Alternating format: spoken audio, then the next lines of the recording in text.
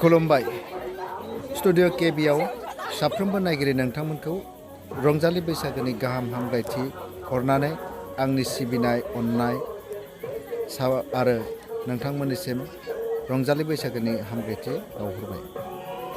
दिनै नोंथांमोननि सेराव लानानै फैदों आङो बैसागोनि गोदान बोसोरखौ रंजा बाजायै दाब दाब गामियावहाय फालिफुंदों।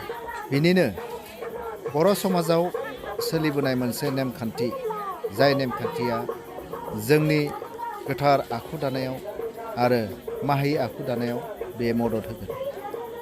बेबायदिनो बैसागो बोथोराव बर'फोरा गोदोरखौ खुलुमो आरो गोदोरफोरा उन्दैनो अननाय बोर सास्रियो।